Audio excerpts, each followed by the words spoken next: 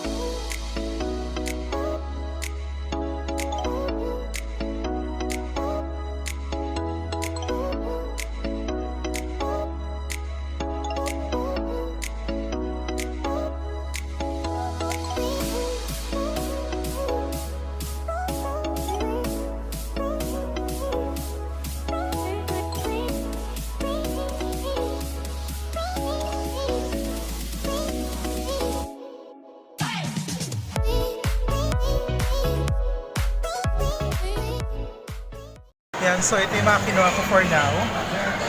So, meron akong buffalo wings with fries. Tapos, iba't ibang pasta. Tapos nachos. Kila mama at papa, salad.